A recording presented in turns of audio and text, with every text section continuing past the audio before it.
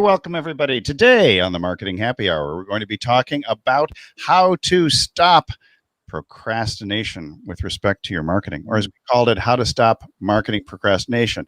Not that we're going to market procrastination programs, but if that's your thing, we can help you too. I'm Dr. Christopher Vogelmann of Maximize Your Media, as well as Epic Win Agency, which is an agency in a joint venture with that guy, John Paduchak. And here I am. I'm John Paduchak, johnpaduchak.com. We have, Epic Win Agency and local marketing strategies on Facebook. So that's a lot. That's a mouthful. And with us, as always, is the implementation coach, the man who runs Simplify.zone, the place where you're never alone, Dr. Kayvon Kay. Hello, hello, hello. I'm happy to be here for another episode of Marketing Happy Hour. And we're happy to have you. So happy this hour. Yeah. Actually, it's more of a marketing half hour. And we're going to head over to Clubhouse after this is over, just to have a continued discussion that's a little more interactive in an audio-only setting. Yes. So, because of the fact that we have Dr. Kayvon Kay here, who is the implementation coach and the renowned expert in overcoming procrastination, we're going to ask him mostly a bunch of questions and probably get answers to our own issues regarding procrastination. Bring it on. Okay, so Doctor. I'm suffering. Doctor. So for those who are afraid to implement a new marketing campaign, what kind of advice do you have for them? And also, just where does this procrastination thing come from? Is it from overwhelm? Is it from a sense of perfection? I mean, how do we dig deep into the reasons why and overcome the notion that we're going to delay our marketing efforts? That's a very loaded question. Deep thoughts. Well, let's chop it up in little pieces then. Yeah, chop it up in little pieces. Also, I want to go back a few steps. Oh. Like what? I like the thing that you were saying. Like, what is procrastination? Where does it come from? Yeah. Why do we have it, and that sort of thing. So let me ask you guys a trick question. I don't do tricks. Tricks are for kids. Okay. Either of you, do you consider yourself a procrastinator? I don't consider myself one, but I have had my moments. Yes. How about you? I considered myself to be an occasional delayed implementation sufferer. Oh, so you're just sugarcoating it. Okay. Well, no, but what it is I don't like to put the label. I don't like to put the label procrastinator on me because there are things with which I am enthusiastic and right on target with. And exactly I will take immediate action, but I wouldn't label myself as a procrastinator. It depends a lot upon the circumstances, the level of fear that I have for ridicule and looking stupid online. And so sometimes I was raised with a deep sense of perfectionism from my overly educated German mother. And I can give you, and so this is a whole mindset thing when it comes to procrastination, because so for example, we didn't have just A's, B's, and C's, nor did we have a 5.0 system or so in the schools when I was in school. We had actually 0 to 100%. So you get 100% in a course, or a 92 or a 95, whatever it is. So I remember one time coming home and I got a 92 on a particular test, and she looked at me and she scoffed. She says, "It's not 100." So for me, taking imperfect action is has been a huge challenge. Now I let crap hit the walls from time to time and see if it sticks. So nice. I do like that you have your own IP around the topic of procrastination. Yeah. My own IP? Yeah, intellectual property and language. Yeah, linguistically. Linguistic. Yeah. Well, he has been thinking about it, and I'm glad. We started with that trick question because Christopher, you hit the nail on the head.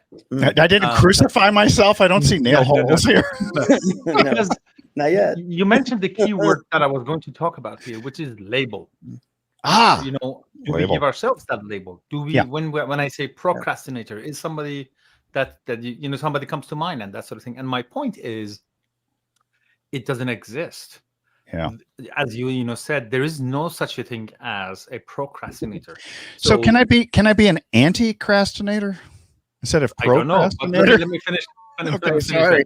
Because this is I guess the most important thing that I want to say today to whoever is listening, that if you think of yourself as a procrastinator, it doesn't exist. Because just like Christopher, just like John and myself and everybody else, there are things that we just are enthusiastic. We go ahead and we take care of them. And there are things that we procrastinate on. And if it was true and we were procrastinator, we would procrastinate on everything. But that's not happening, right? So again, with everything else that you said, is going to the direction that I wanted to go, because there must be a reason behind it, an emotional security kind of a reason behind it, that we procrastinate on something.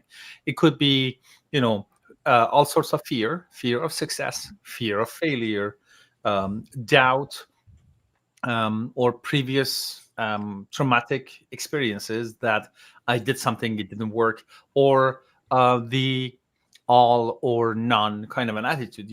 When we recommend things to each other, but the answer is, but what if this happens? What if that happens? So because there are exceptions to something, the whole thing is not going to worth it. So there are many, many ways that we come up with reasons, good reasons, for which not are known as excuses. I'll change the label "good reasons" to excuses. Yes. That's actually from one of the books that I read. The person who wrote the book, who was the author for the book, that was their, as you said, IP, their language around it. So when somebody was saying something, everybody else would say it with that kind of a tonality. It's a good reason, as in, that's just another excuse. So procrastination is there, and there are always reasons for it. Some of those reasons are actually good for you. You should be procrastinating on things, and some of them they are just excuses or protection mechanisms and that sort of thing. So not everybody, we don't procrastinate on everything, and not every procrastination is a bad thing. No, sometimes the delay is wise.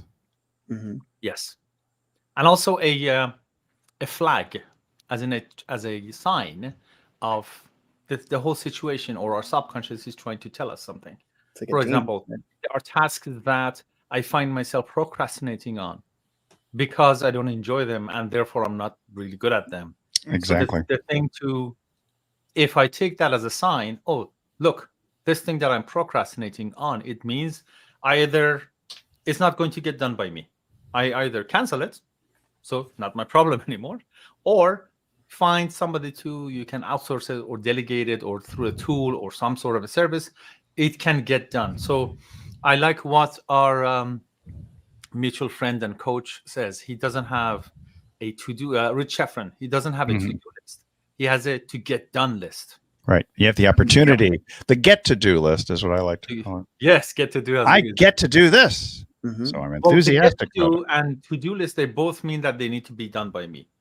But to get done by list, it means that they have to happen sometimes by me, sometimes by other ways or methods and that sort of thing. So it's not a black and white procrastination, yes, no problem, and that sort of thing. It's usually referred to as a problematic thing, but it's not like that. So that's the first main point that I want to make, though, to make sure that we are not torturing ourselves when things don't get done.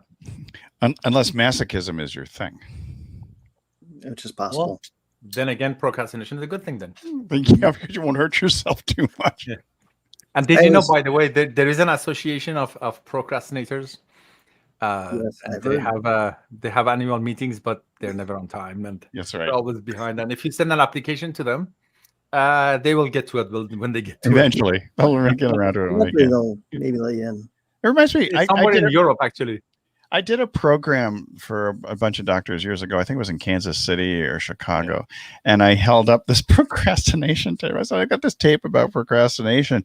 It looks really, really good. And I think I'm going to I'll get around to listening to it sometime.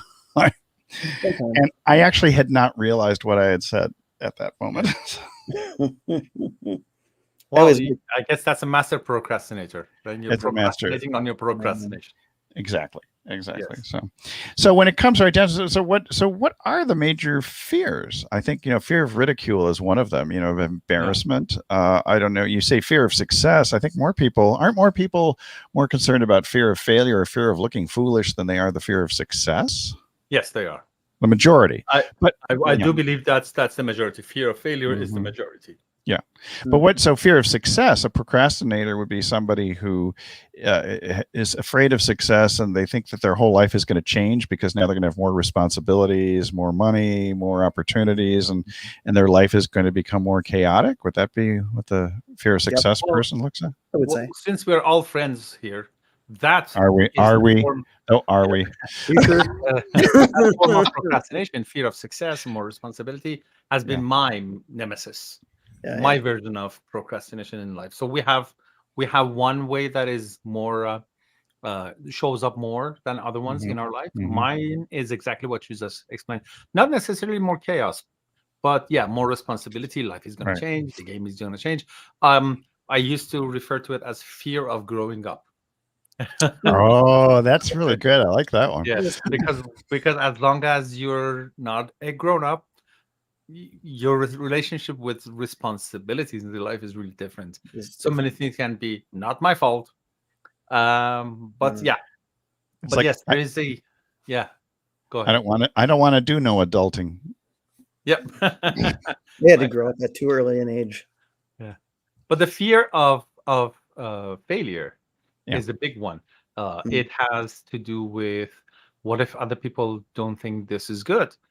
It's, I guess, cousin or brother to imposter syndrome. It's exactly the same thing, but our own mind is telling us the same thing. Yeah. It's the fear of being judged. One of the best, I guess, solutions to that or practices is what I have learned in a book called The Artist's Way. Because it talks about the artist's block, or basically creativity block. And it doesn't apply just to artists or writers, to everyone, especially entrepreneurs, because entrepreneurship is about creativity and coming up with a new way of doing something, even if it's a franchisee kind of situation. But again, they can have their own flavor added to it, or certain sort of a approach. But so in the book, Julia Cameron, the author, she has 12 weeks of program of how to unblock yourself. And it's about a bunch of senses, and the first week is about the sense of safety, which is exactly that. She refers to so many novels written, but they're in somebody's drawer somewhere. They never see the light of day, because what if other people read this and they think it's bad, it's not good. I am writing a book, and that thing shows up over and over for me on a daily basis as well when I want to work on my book. So I like how she approached the process in the 12 weeks, and each week is about a sense, and the title is Recovering the Sense of Safety. So she didn't say discovering, she didn't say adding the sense of security. It's sense of safety is something we have. It's kind of access denied. We lost access to it, but it's there. So it's about recovering a sense of safety. It's a longer conversation than this call, but I think the fear of failure and the sense of safety are very much related. I actually think this could be a two-parter. Now that I think about it, I was thinking about that just before we went live, because it's such a deep subject, and in order to be able to attain a degree of momentum and move forward with whatever marketing plan, getting your message out there, you really need to overcome, or at least work through, many of these mindset issues, and in particular the fear. It's always fear, and I think it's to a great extent, a lot of it revolves around what you mentioned earlier, self-preservation. It's the fear of being extinguished somehow by being embarrassed. Yeah. And I deal with a big one, in what I do, and that's fear of the camera confidence. And I can't remember if you and I were talking about this today, Doc, but, I said that there's just really no easy way around it. And it kind of becomes like, as Brian Tracy said in his book, Eat That Frog. You just kind of have to eat the biggest frog first. Yeah, exactly. There's just no way around it. And you just have to kind of face it and do it anyway. You know what's my favorite thing about that approach?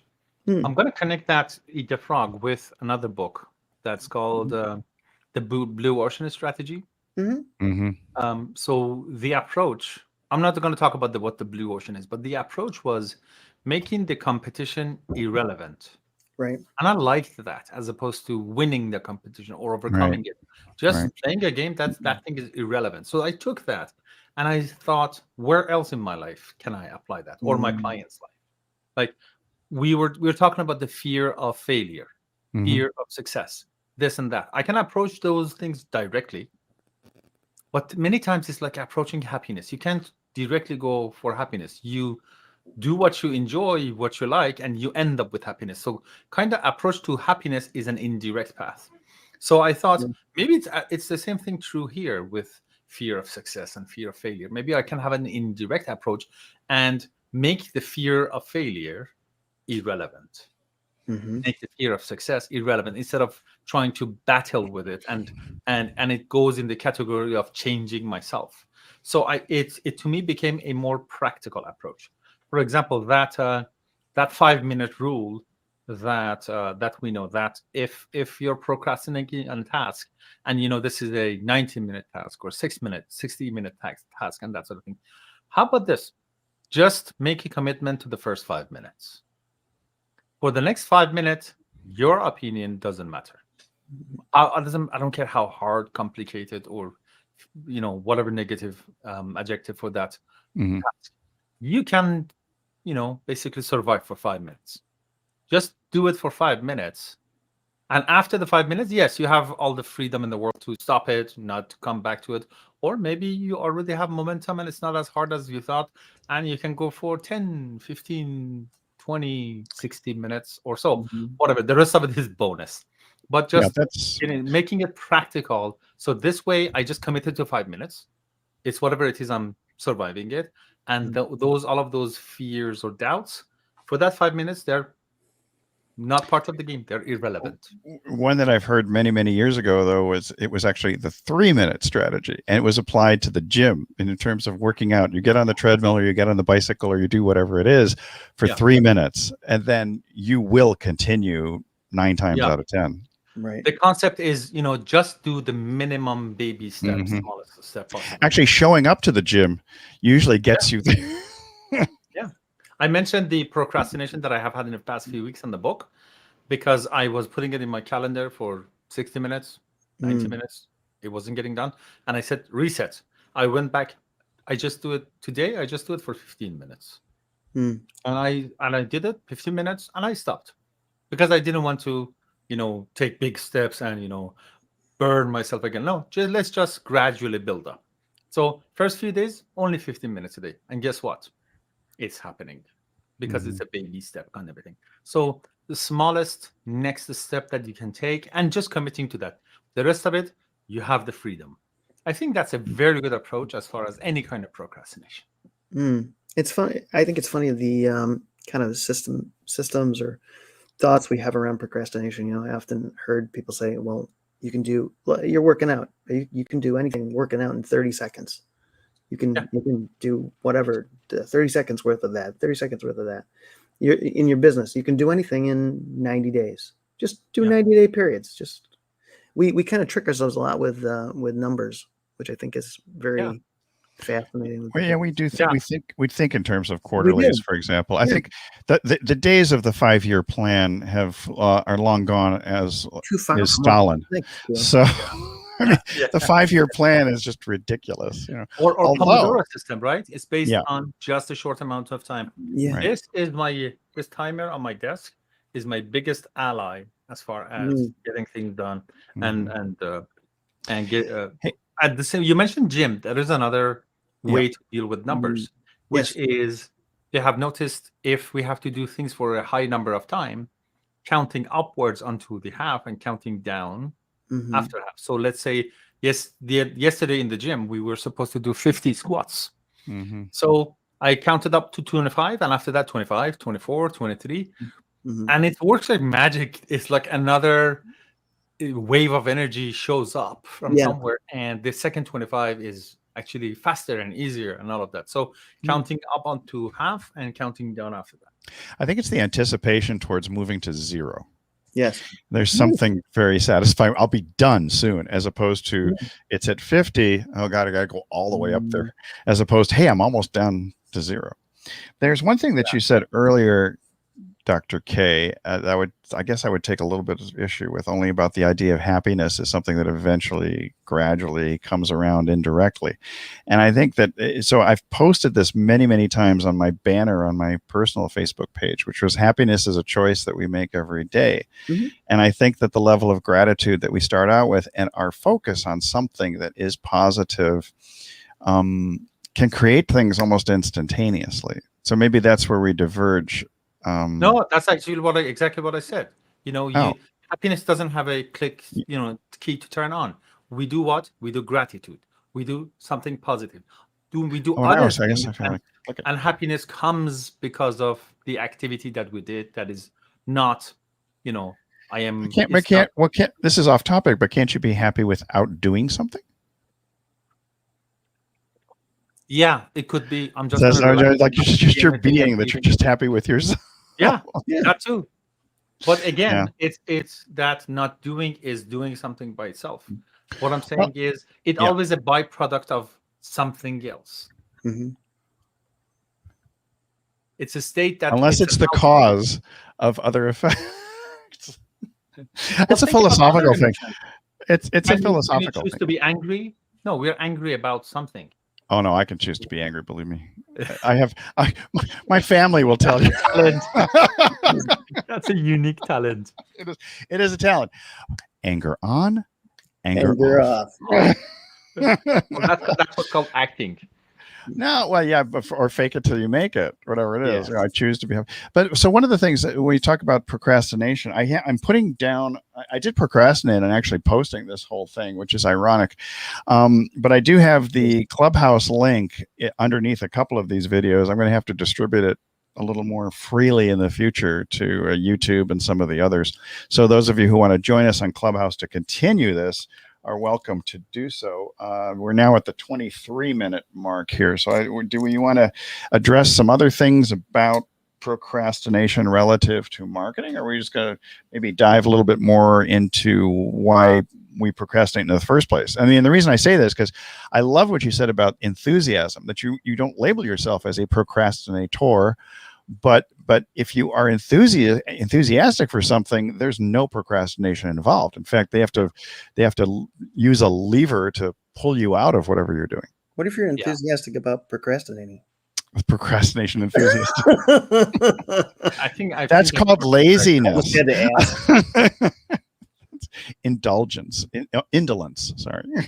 Yeah, but what's something that you said right now is very true to me. The way that I procrastinate or not about anything is the same way that I do it with marketing activities.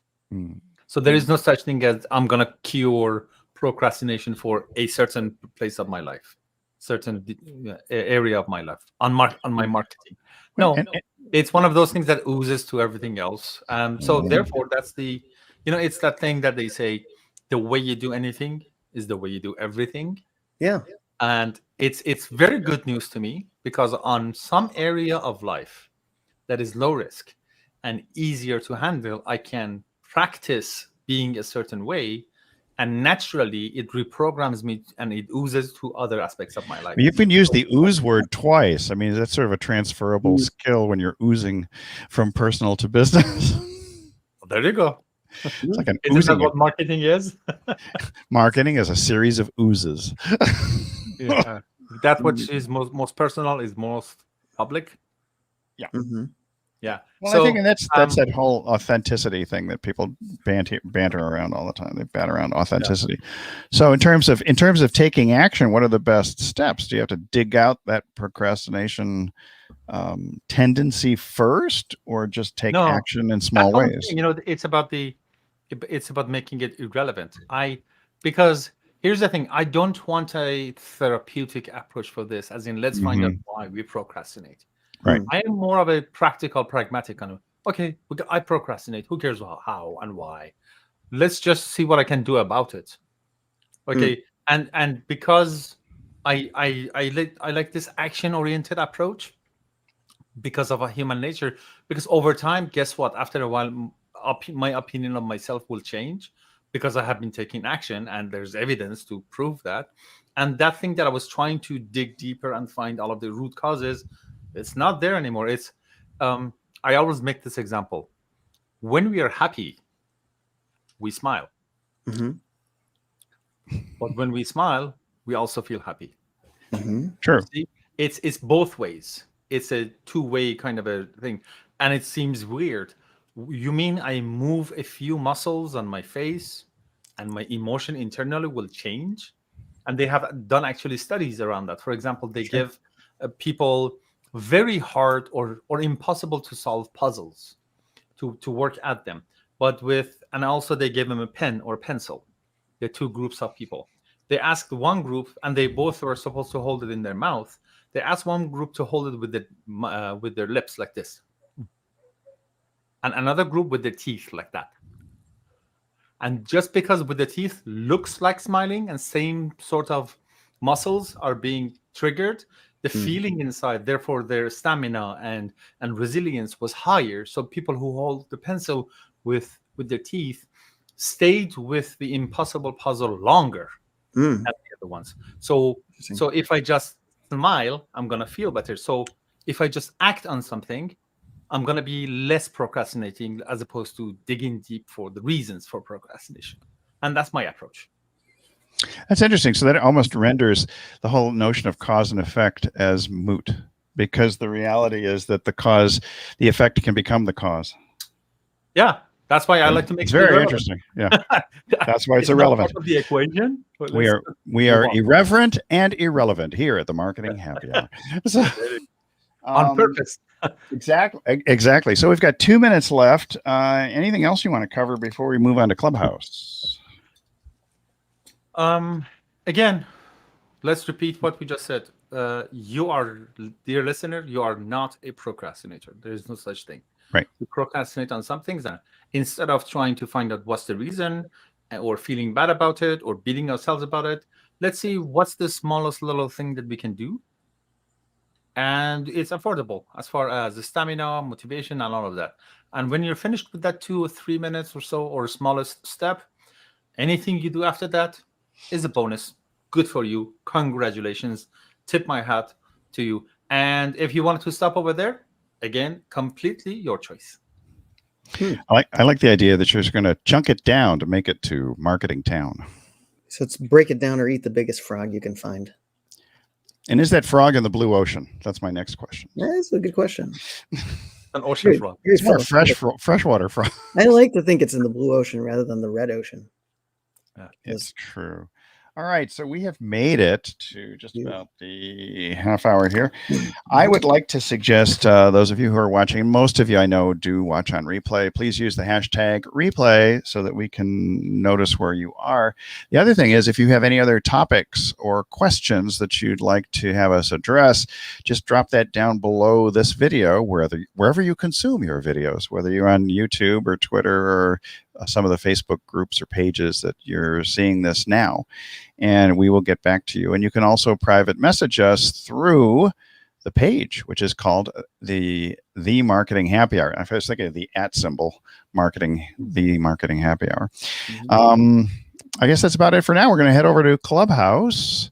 Yeah. You also mentioned that this may be a two. I think this should be a two-parter because I'm sure we're going to get some feedback. What do you want us to talk about on the second episode? Let's continue with this, but maybe with some tactical examples, some strategies and tactics on how to apply this, because I think a lot of people want to experiment with the doing. I know that I just had a conversation with a friend of mine who was struggling with some automations within ActiveCampaign, and that's part of the doing thing and the overcoming the fear of doing by actually going into it head first. Yeah. And that's the whole definition of courage. Courage is feeling the fear and doing it anyway. Yes. If you're fearless, we have a friend who used to use the label fearless, like fearless social, or I am fearless. I think I realized after a while that fearless was really sort of diving in to something with no self-preservation whatsoever. So. Anyway, all right. Let's go over to. Oh, we're late. I got to start that place. Let's go over to Clubhouse. I'll be there. Be there in a second. We'll be clubbing. Ending this broadcast for now. Come back here next week. We'll continue this. But for now.